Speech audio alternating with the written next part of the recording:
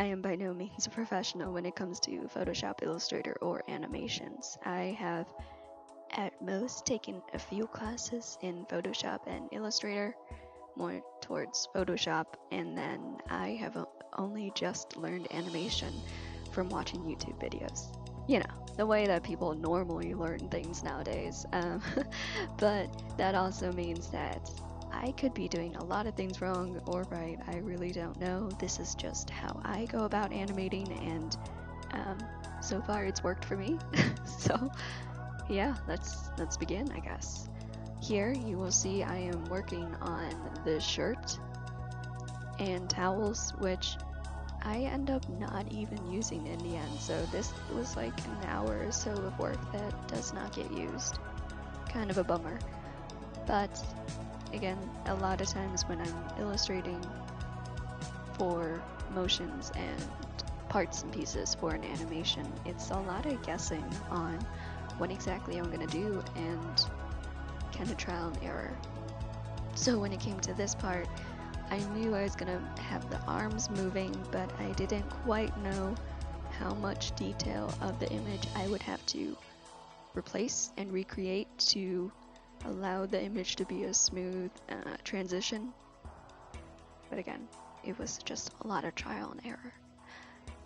On the right side of the screen, you'll see all my layers. How I tend to organize things is I have the main layer being kind of like the file folder that everything goes under. And so the main layer will be the time of the schedule that I'm working on, and then the sub layers will be usually all the bits and pieces that will be used to animate whatever motion or activity I'm trying to get the person to do. So the sub layers will then have sub layers in themselves if there are like minor changes or details that are needed for this piece. So there are sub layers after sub layers after sub layers. It's a lot. It's a bit crazy if everything is expanded and visible. So that's why I tend to then close things out so I don't end up getting overwhelmed. Here you are seeing me kind of trying to figure out exactly what I'm gonna do with the arm, but I don't quite know the positioning of it, so it's a lot of guessing. And this is also showing you how I'm not used to using a vector-based system. I'm used to using pixels, so when it comes to coloring and blending of colors, it's a lot harder for me to figure out and not as intuitive, because it's a lot harder than just dealing with individual pixels of colors that I can easily blend and erase into like whatever irregular shape I need. So this was also a lot of guessing on what exactly I'm doing.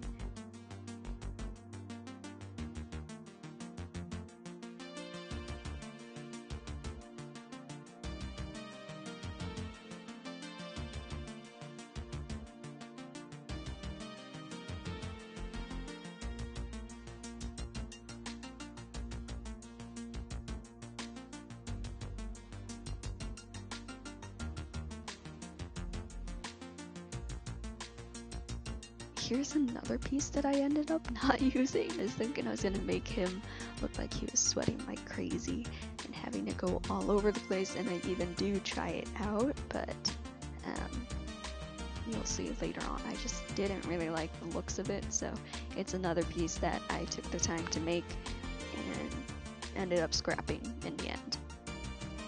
Here, I am kind of working backwards, so I had the original 3 hours of this filmed as well, to show like the whole document being worked on, but my screen recorder didn't record my Illustrator program, it just recorded my desktop, and so there's like 3 hours of nothing happening on my desktop, which was rather frustrating. I didn't know that until I went to look back on the video, but by that point it was just done.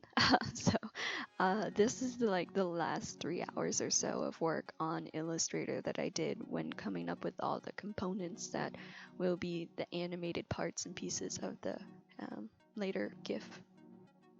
So Yeah, it was a long day. I was just not feeling it. But here you can see what I end up doing to kind of get an idea of what it will visually look like when animated. I oftentimes play around with the visibility of each layer.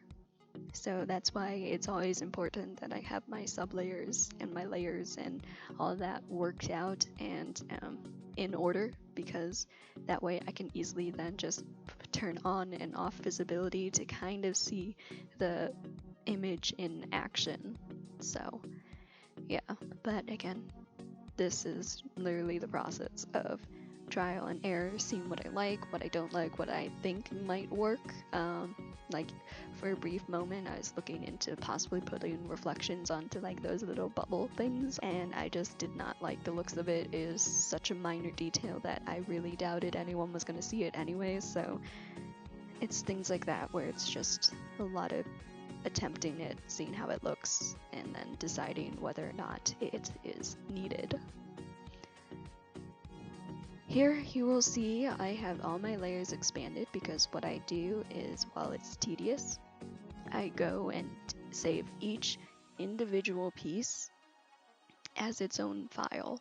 So when it comes to animating, I just drag in the individual file that would be the animated motion, and it's a lot easier to manage than trying to import the whole Illustrator file with all its bits and pieces and then trying to like differentiate and sort those.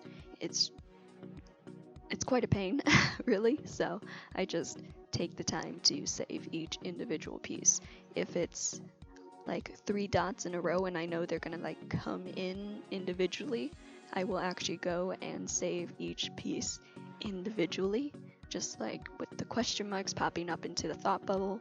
Each question mark was its own saved file because I knew they were going to be timed to come in at different times. So again, everything is loaded as its individual file, so I can individually work in the amount of time that it will like show up in the frames and everything like that. Here, when I load all the stuff from Illustrator into Animator, I put it into files again, so it's really easy to find the variations. I'm not very creative with my names, but I don't really need to be. They're just there to be used as a reference point. This is the variations of him yawning, and then you are seeing me basically work with how much time each frame is going to be up for, because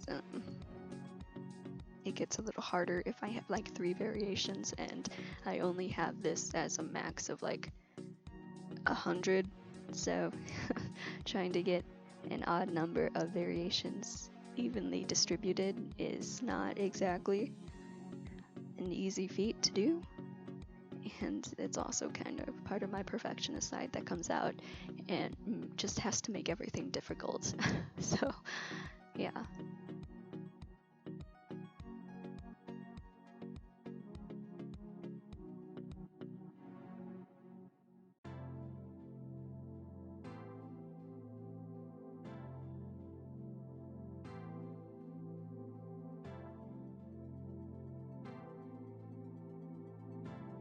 Here I wanted the dots to come in slowly, and was just playing around with the amount of time it would take to come in, and ended up just doing 1 round of the dots going on, and when it loops it will just again be the same.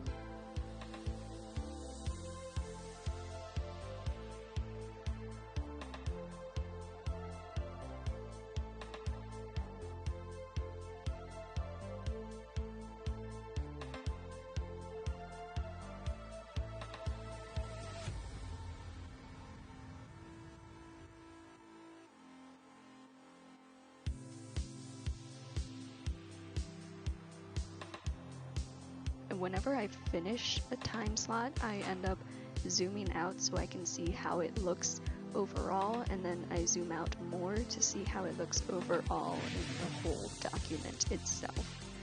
This way I can kind of see if one area is possibly too busy or maybe just too slow that it kind of distracts from the overall image. It just takes time. Um, I never knew until now just how much patience you really need to do animations, so I really, really have to go and stop and appreciate those animators who do this as a living. Like, oh my god, this is just me learning to animate during a pandemic because I have like nothing else to do with my life. Sad. But the amount of hours I have to put into each piece of work is pretty crazy. And you just don't realize it until you have to do it to know just how much work goes into animating. This is me trying to figure out how exactly arms work. I don't know, I thought I had enough variations in the arm motions to kind of be a fluid motion, but it kind of really wasn't, and I also was kind of feeling lazy and not really wanting to go back and try and draw another right arm or anything like that, so I just messed around with the amount of time that each frame is up to make it just a little too hard to critique.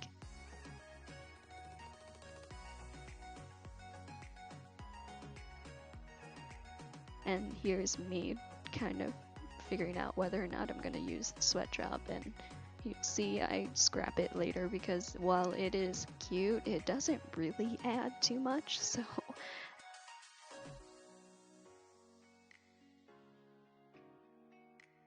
instead I was looking at possibly reusing a part of animation that looks like running, not liking that, and instead basically going in and drawing in these like sweat drops per frame.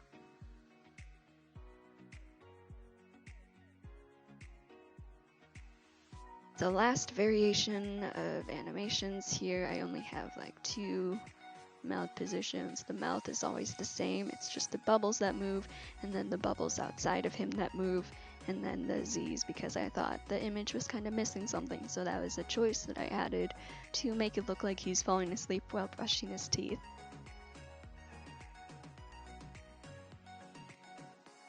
From there, it's just saving the file, kind of messing around with settings, which is another thing I had to learn, so that's about it. If you have any questions, feel free to leave them in the comments below, but thanks for watching.